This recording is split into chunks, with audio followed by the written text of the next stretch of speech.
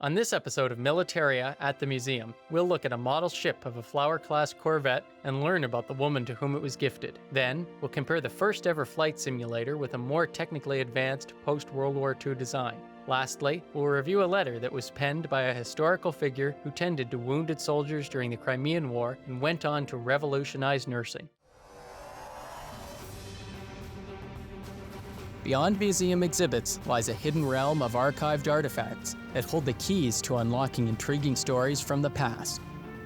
Come along as I meet with experts at the Army, Naval, and Aviation museums, where I've been granted special access to pull back the curtains and reveal the secrets of their Militaria.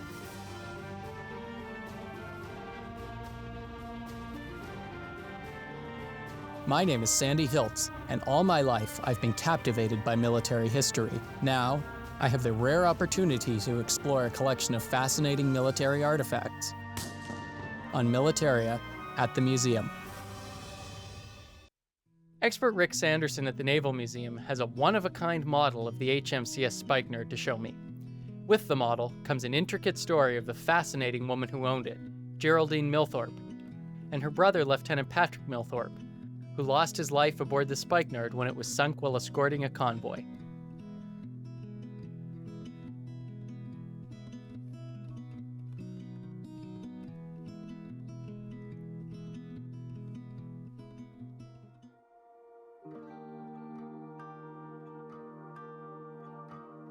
Well, come on into the archive, Sandy, and we'll take a look at that model that you were asking about.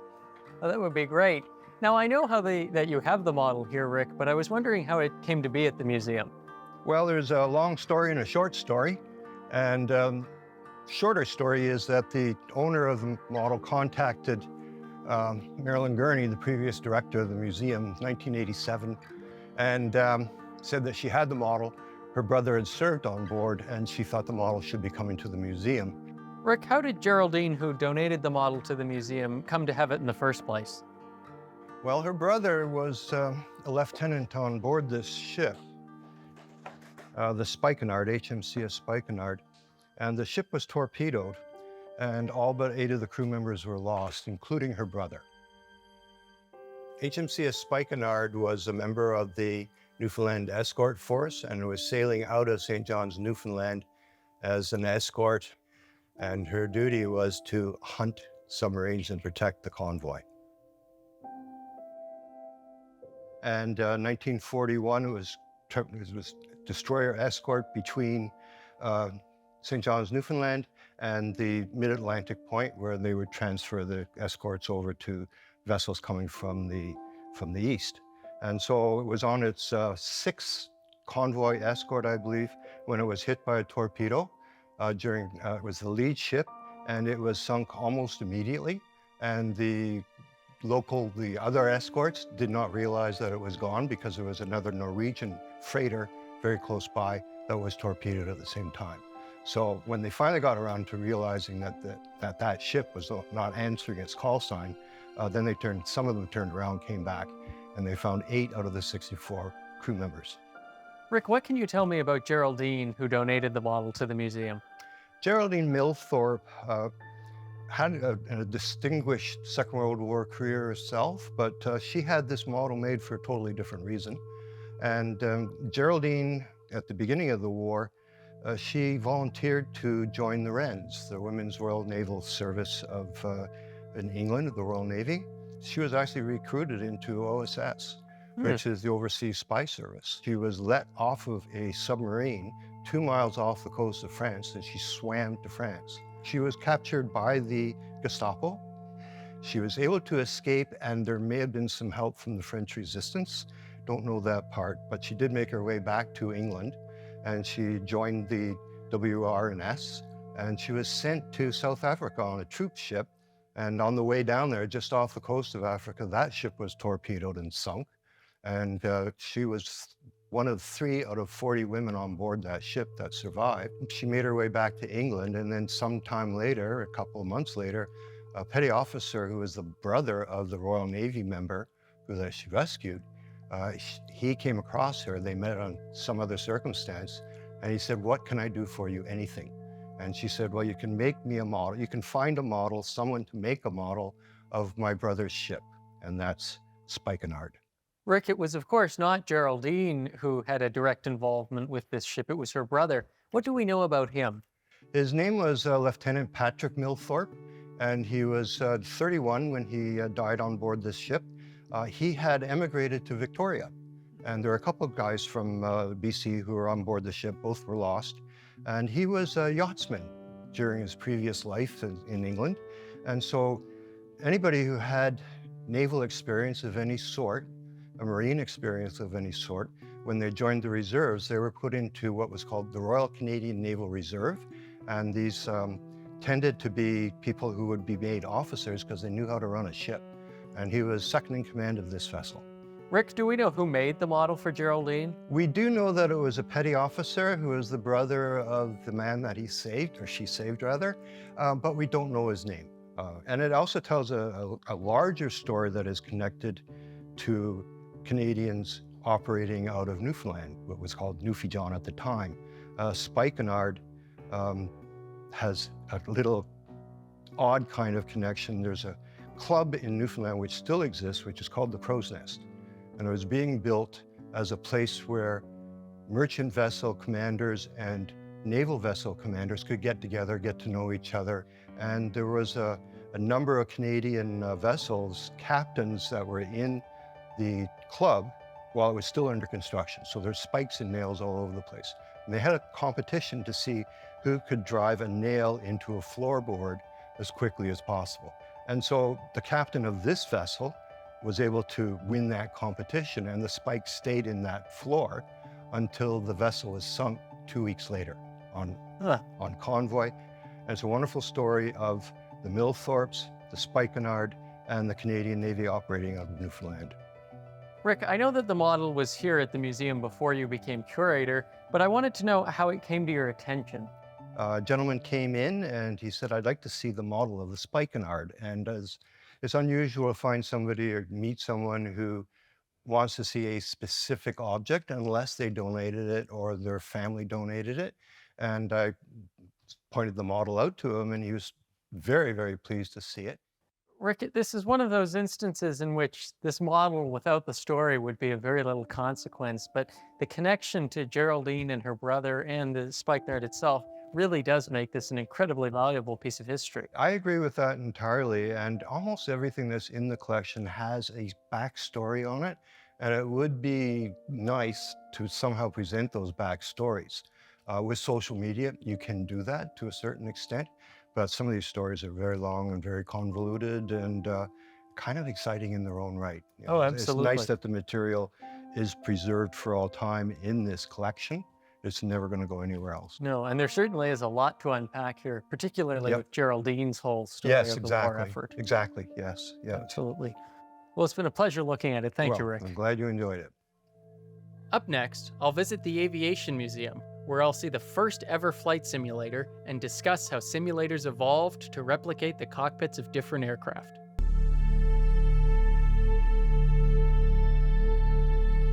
The Link Trainer was a flight simulator invented by a piano maker's son who wanted to learn to fly.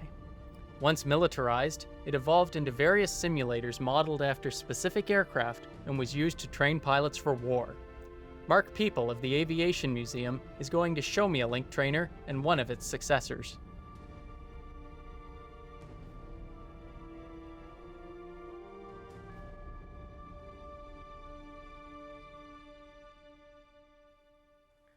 So Mark, I understand you have an actual working Link Trainer here. Yes, we do. The Link Trainer was built in the Second World War to train pilots in elementary flying control handling. And if they could do well with the Link Trainer, they could obviously go on to fly real aircraft after that. I can't imagine there's too many of those left anymore. No, and even fewer that you can plug in and actually play with it. Mark, I've read a little bit about why Edwin Link invented the Link Trainer, but could you tell me a little bit more about that? Ed Link was in the amusement business in the early 30s, and he was creating rides that used this sort of technology, which is bellows, which air compressors moving the bellows around.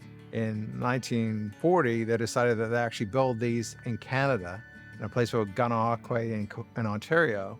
And they set up a factory and they produced 500 plus of these Link trainers. Mark, what are the changes that had to occur to take this from what was essentially a piece of fairground technology to something that the Air Force could be using for actual pilot training? I think it was an integration of the controls and the instruments, and also the integration of being able to plot the actual flight with the table and the gimbal that's on there that actually follows the path. Mark, we know that these are really gaining in popularity, of course, in those early days of the Second World War. What sort of impact would they have had on pilot training at the time? Well, the impact would have been significant. I don't want to say huge, but yes, it's pretty major. And the reason being is in Canada, and particularly, the British Commonwealth Air Training Plan was the largest program designed to train new pilots and aircrew. Other than the fact that, it's attached to the ground and you're not flying, what are some of the other shortcomings that this had at the time? Well, I mean, it is only two-dimensional. You're missing that, obviously, the screen. That technology hasn't happened yet. You're getting feedback on the controls, and there's enough of that to provide it with you. It's a rudimentary trainer, but it's a lot more than assistance trainer. You actually got feedback on it, and for its time, it was fairly sophisticated. Is this something that you would see really in today's schools, something like this? Well, yes, to a certain degree, but not to the rudimentary nature. Obviously, they've improved them a little bit, but a lot of cases there are sort of trainers that do sort of look like that even today. Right. Except they've got a bit more and maybe have a screen in them. Mark, part of the sort of exciting part about this Link trainer is that it works. Do you think there's any chance I could get up in and give it a try? I think we can get you in there, and I think we can even turn it on and let's see how good a pilot you could be. That sounds great. All right, let's do it. A flight simulator will simulate flying for student pilots or for anyone by creating a sense of flight by feedback controls, either electronically or to some degree manually.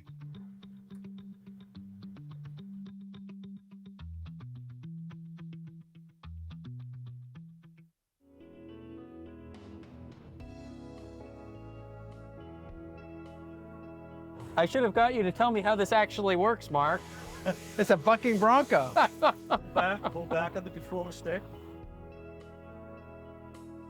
I'm sure I can get it on the ground. I don't know what sort of condition it'll be when we do land, but well, I think I've got the full experience here, Mark. Can you shut this off and get me out of here? Yeah, let's shut her down.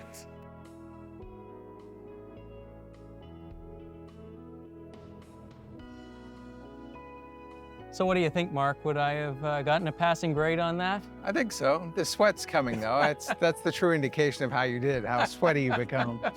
So this was obviously a pretty rudimentary example of flight simulation. Do you have anything that's a little more advanced, maybe? Well, we can certainly go and look at the next step over here with the Argus simulator, which is the 50s technology now, as we get into that.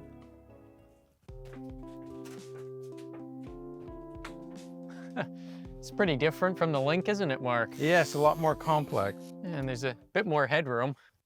Crawl in here and I'll get you in the flight engineer seat. Sure. Here you go. And I'll sit here. The Argus simulator was created by CAE, which is the company that's still involved in the flight simulator business here in Canada. It was designed mid-50s to recreate how an Argus would operate. It is pure 50s technology, and it's state-of-the-art cutting technology that was created.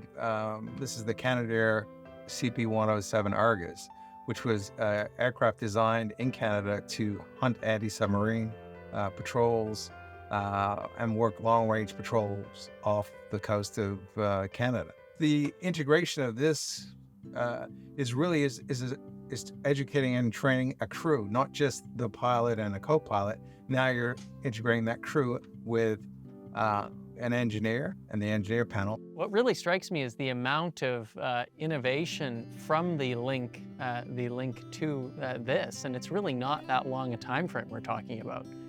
No, it's not. And that's the amazing thing is that, the integration, it's aircraft technology has also improved again, too, leaps and bounds. So we're now 1950s, early 60s, and now we've got integrated systems. We've got 4 engines to manage. You've got fuel systems, you've got radios, you've got radar. That's all of a sudden being thrown at the crew all of a sudden, and they have to understand exactly what they're doing. The simulator itself is actually just it's a systems trainer. It doesn't actually move physically. You could run all the systems, and you could run direction, you could run all the controls to it, but it's not, we haven't got to the movement, the coaxial up, down, around movement yet, which comes later on. And I have to say, it is sort of interesting. It's much more complex, and there are far more systems than in the Link, but it is interesting that we've lost that feature of having the movement. So there is a bit of a downgrade, really, in that manner. To some degree, but again, that's how the training came. And again, it's now you're looking at a complete anti-submarine, anti-warfare system versus just trying to fly something. Right. I think anything that will help improve or give a sense before you actually fly, I think is a helpful matter. Absolutely. When we return, I'll read an original letter penned by British nurse Florence Nightingale at the Army Museum and theorize about how and why it came to cross the Atlantic Ocean.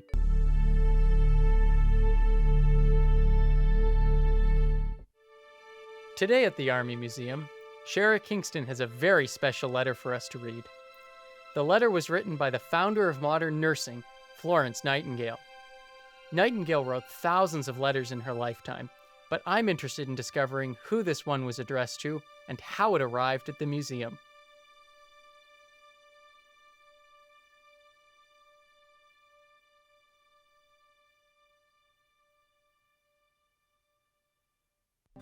Shara, I was wondering if you could show me the letter that you have that was written by Florence Nightingale. I would love to. It's just in here in our secret rolling rack.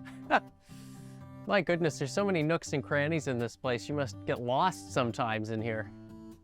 I'm very good at keeping organized.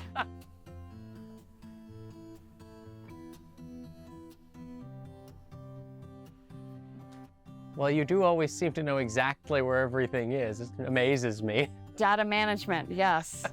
So I've got the letter here. I'd love for you to join me on the floor and maybe we could talk about it. Oh, that'd be great. Let's go. Okay, let's go.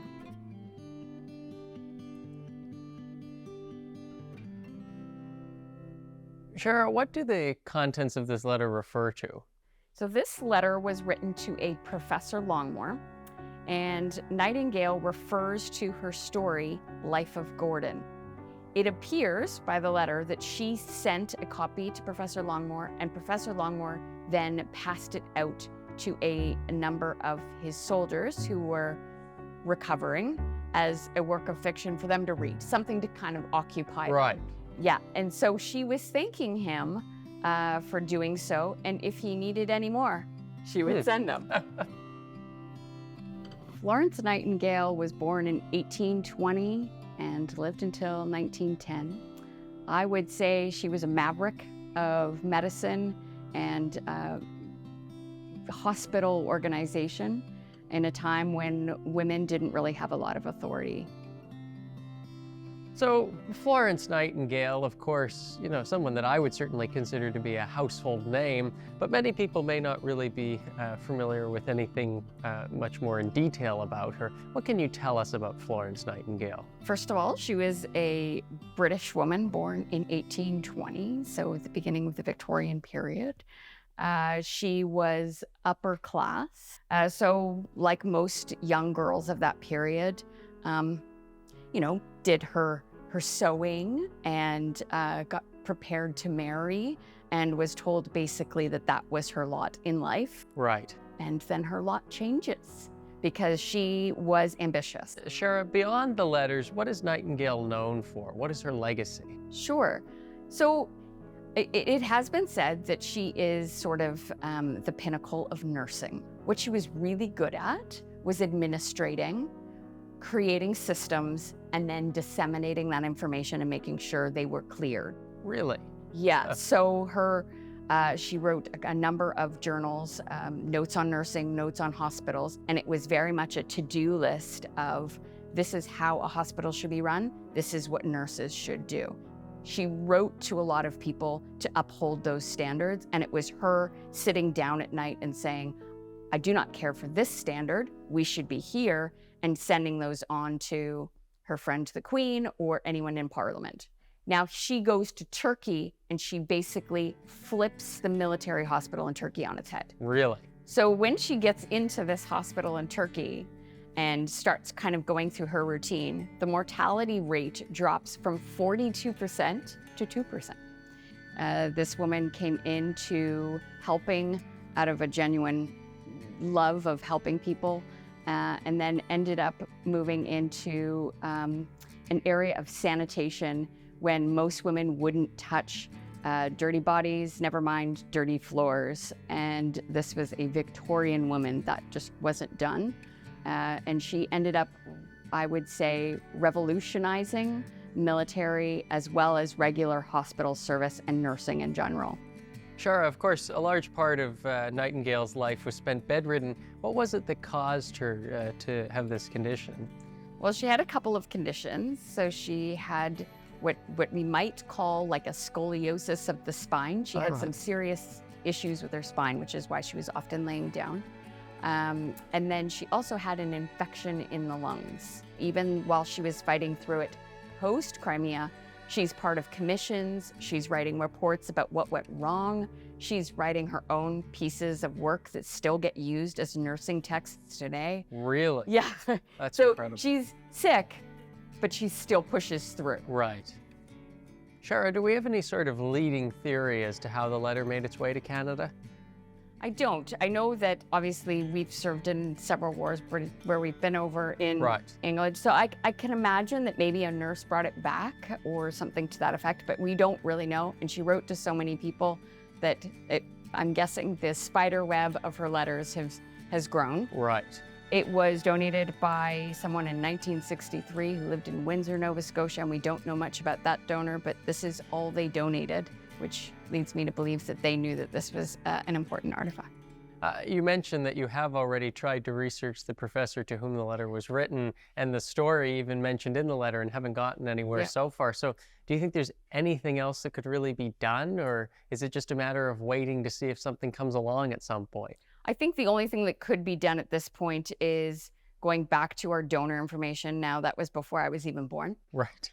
So going back to that donor information, trying to find the family and figure out if that woman was even a nurse. Did she serve over in the First or the Second World War? Like how could we have gotten it?